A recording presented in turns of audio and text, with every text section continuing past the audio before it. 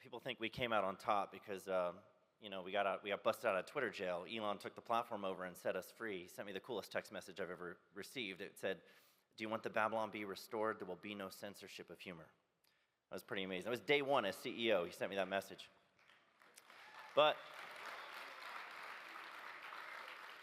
yeah, he is the foremost defender of free speech right now in our country. So we need to cherish Elon Musk, keep him safe.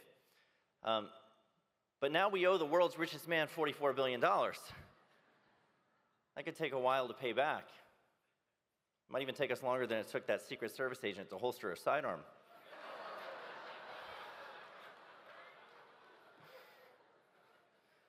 Don't ever let anyone tell you DEI is not dangerous. But, Elon understands something that I think a lot of people don't get, and that's you can't defend the truth, you can't push back on bad ideas unless you can speak freely. You need to be able to speak freely in order to do that. And he was willing to pay a price to purchase that freedom, and it was very significant. I don't think a lot of us are willing to pay a price for freedom. A lot of us have forgotten that it's necessary sometimes to pay a price for it, but we can't forget the importance of that and the fact that we need to be willing to do that. There are more fundamental rights. There's the right to life, which is more fundamental than the right to speak freely.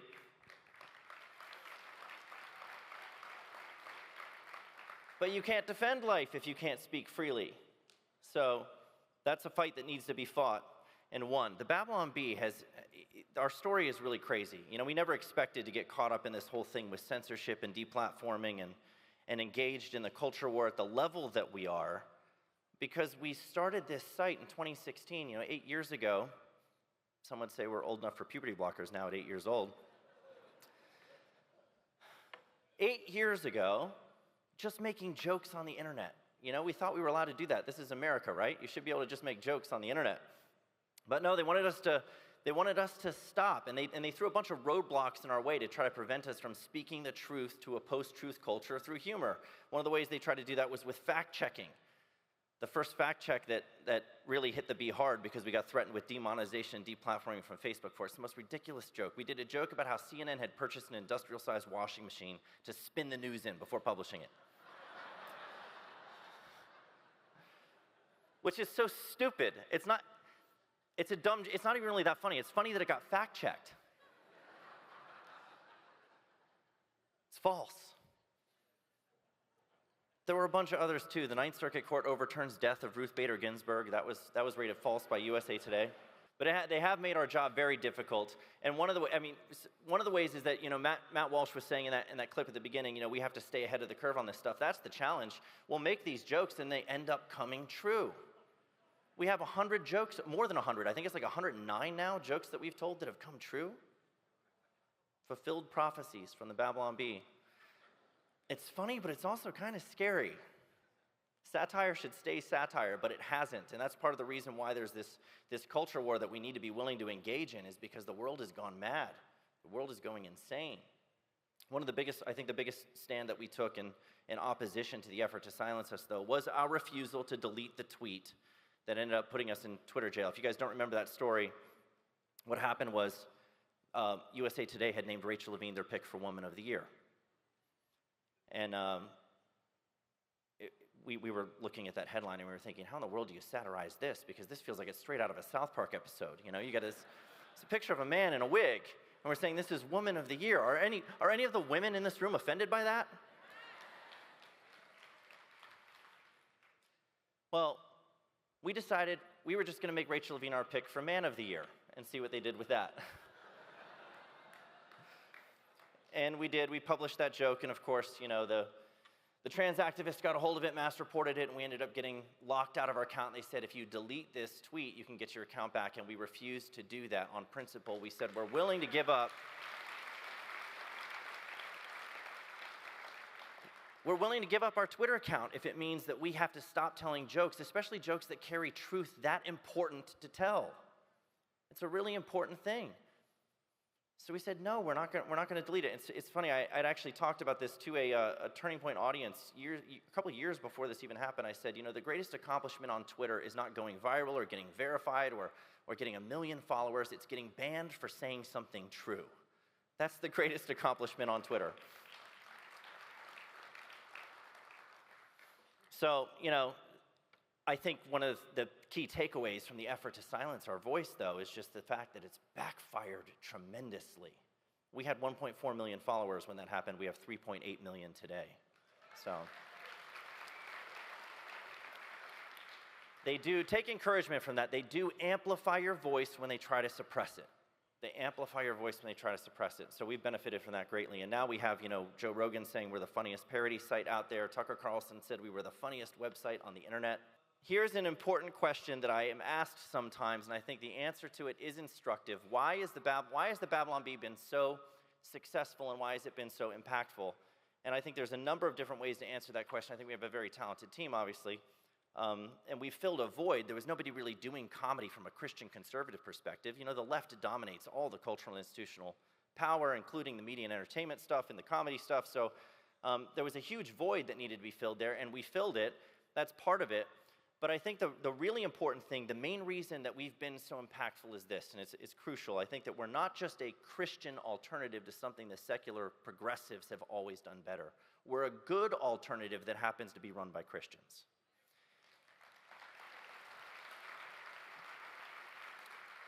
And it's a subtle but significant distinction. And I think, C.S. Lewis captured this really well when he said, and I'm just paraphrasing mildly, but he said, we don't need more Christian books. We need more good books written by Christians. That is so important. I don't think a lot of people understand the importance of actually engaging with the culture in the way they want to be engaged with. They don't want you to beat them over the head with a message, but when you're using something like satire, using something like humor, you're doing it from a Christian worldview. Chesterton said, humor can get in under the door while seriousness is still fumbling at the handle. And I think that's very true. It's the method that we're using to try to communicate truth to a post-truth culture.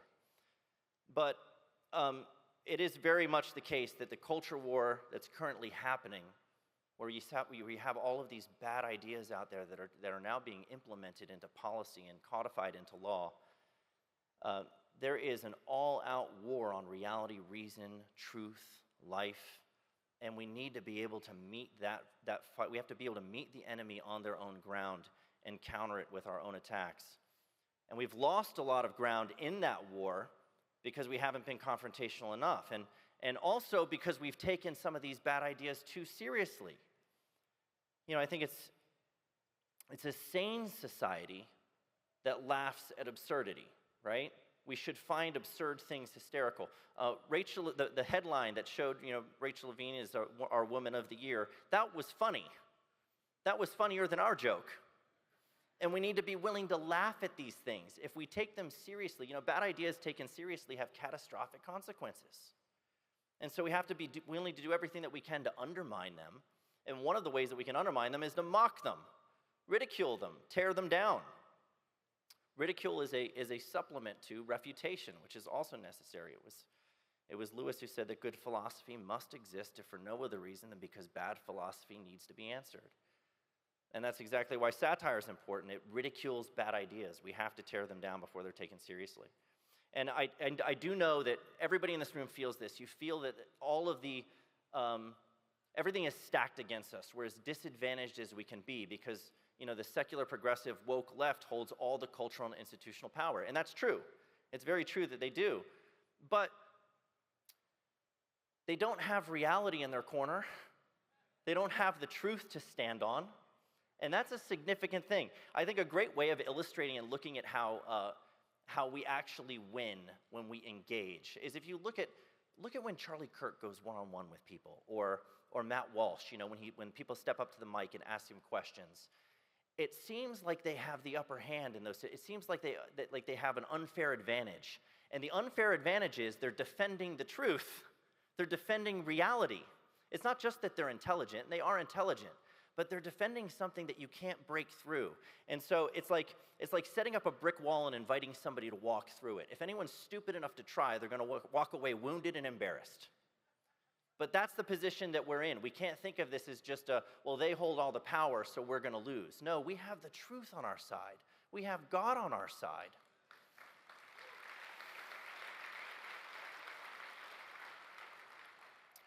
But there are some traps that we need to avoid while engaging in this fight. And I think one that's really concerning me that I'm seeing, and I hope none of you are falling victim to this, is we don't want to become a mirror image of the left. We don't want to start adopting some of the tactics that they have adopted. I've heard a lot of this. We need to fight fire with fire. And it comes to, this same kind of attitude of cancel culture. We need to silence the people that disagree with us and say things that make us feel uncomfortable because that's what they did to us. We need to do that back to them. For one thing, I don't think that's you don't want to become your enemy. Then you haven't vanquished them. You've replaced them with yourself. That's not productive. But we also don't need to cancel and silence the people who are saying these untrue and destructive and harmful things. What we need to do is hear them out. We need to let them speak and respond with more speech rather than trying to take away their speech. It's always more speech. Or just mute or block them. I think sometimes people forget that these are options. If you don't like what someone is saying, you can tune out. And that's not the same. I hear people say this all the time. Oh, you blocked somebody. You're in favor of censorship and cancellation. No, blocking someone is like changing the channel. It's tuning out. It's not calling the network and saying you need to take this off the air right now. It's a very different thing.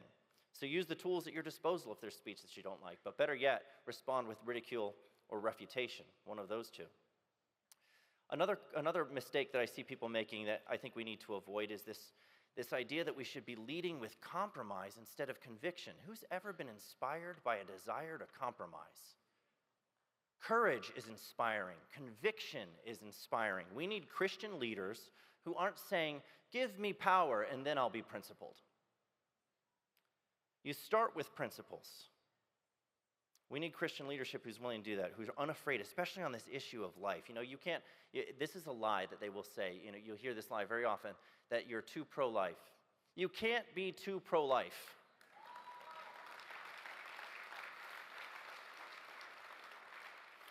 And I'm not sure I really buy this idea that politicians are losing elections because they're too pro-life. You hear that a lot. You hear that a lot. Did they lose because they were pro-life, or did they lose while happening to be pro-life? I don't really hear the arguments for life or the arguments against abortion articulated or defended that well by a lot of these politicians who are making this claim. What if they actually stood boldly for life? Maybe they would inspire people to vote for them.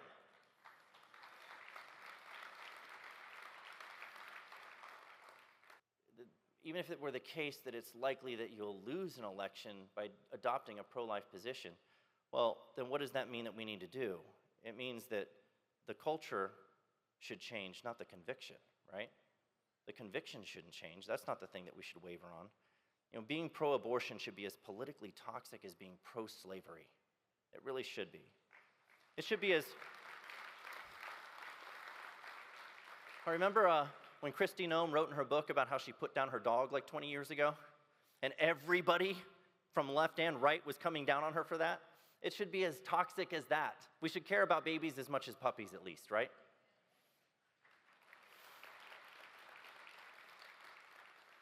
So I don't think the problem is that we're too pro-life. I reject that as firmly and categorically as I can. I think the problem is that our culture is too passionately pro-death, and that means we need to go back to changing the culture.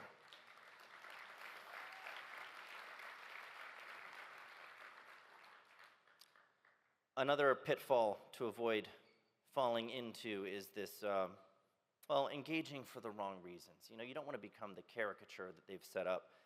This is not about owning the libs or building a personal brand. It's about defending the truth and redeeming the culture. It's not about needing an outlet to express our hatred. We don't hate people, right? We hate bad ideas that harm people, and we oppose them. And we need to make that very clear. Chesterton said this so well. He says everything well. He said, the true soldier fights not because he hates what is in front of him, but because he loves what is behind him. That needs to be the mentality that we adopt as we engage in these fights in the culture. Will we lose is another question that I hear sometimes. The secular progressive extinctionists who've been waging this war on reality, reason, and truth. Is there hope? Should we be hopeful and optimistic about it? And I think we should be, for the reason I gave earlier, that reality is a stubborn thing. We have reality on our side. We have the truth on our side. We have God on our side. You can't defeat reality, and you certainly can't beat God. And the only thing that you can do with reality is ignore it for long enough until it eventually imposes itself on you. But I think for another thing, humanity is hungry for truth and beauty. This is part of our nature. It was built into us by design by our Creator. It can never be entirely corrupted, this desire. It's one of the reasons I believe our culture will ultimately fail to condition all of us, or even most of us, to value the wrong things. You deprive a man of what he needs, and it will only in the end increase his craving for it. It's like putting someone out in the desert for long enough. Of course he's going to become thirsty. Our culture is a spiritual desert right now. And there are people, you hear, this is the way that some people say it. They say people are waking up from woke. Have you heard that said? They're waking up from woke. And that leaves them open and receptive to an alternative worldview, doesn't it? One that values life, that offers objective moral values and duties. One that doesn't exult in sin and depravity, but which offers grace and forgiveness and healing and hope. I think as the world turns back to God, we need to make sure they see Him. But it's not going to happen automatically. We have to play our part in this. And simply having free speech, which is valuable, is not enough. We have to actually use it. We have to couple two things together that we have an extremely short supply of, and that's moral clarity and courage. I think a lot of people in this room have moral clarity. You understand what the issues are. You understand that it's wrong that when Leah Thomas jumps in a pool with these women and destroys them, he's the tall one with the testicles.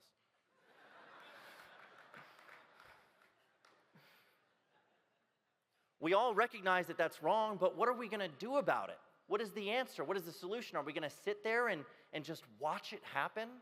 Are we going to say, it's not fair to put this on women or girls and say that they need to do something about it? Well, this is a difficult thing, but I think this is an example of one of those areas where we really need more courage. This issue of men dominating women's sports, which it's a great one to single out here, would end tomorrow if women would end it, if they refuse to jump in the pool. It would end tomorrow. And I understand that means taking a risk. I understand that it can cost something, that it has penalties, but could it be considered courageous to do it if there weren't risks? Of course, that's what courage means. It means doing something even though it's dangerous, or there's a possibility of a penalty. There's some price that you might pay. And I hear mostly from dads. Dads will message me when I make comments like this, and they'll say things like, "It's not fair to ask that of my daughter." And I reply to them the same way every time. I didn't say that it was fair. I said that it was necessary. It's not fair, but it's necessary. We have to couple moral clarity with courage, or we're never going to win these fights. We're never going to eradicate this gender ideology that's going after kids. Our culture wants to cultivate confusion in children and then affirm them once they've fully lost their sense of who they are and what they were meant to be. That is what you do if you hate children and want them to suffer. But if you love them and want them to flourish, you'll correct them and instruct them in the way they should go. Ours is not hate. We love people enough to tell them the truth. So we need courage. And courage, by the way, is, you hear, it sounds like a cliche, but it's not. You hear people say courage is contagious. It is contagious. And I'll give you an illustration of exactly how it can make a difference. And it doesn't matter if you are powerful and popular and have a lot of money or huge influence and following. It doesn't matter. You just need to be the one person in your sphere of influence who exhibits courage. And I'll give you an illustration of how this works. Some of you may have heard of the Asch experiments. It was this social conformity study that was done back in the 50s. And in this study, basically, what they did was they were trying to determine the extent to which people would conform with what everyone else was saying around them, even if what everyone else was saying was obviously false.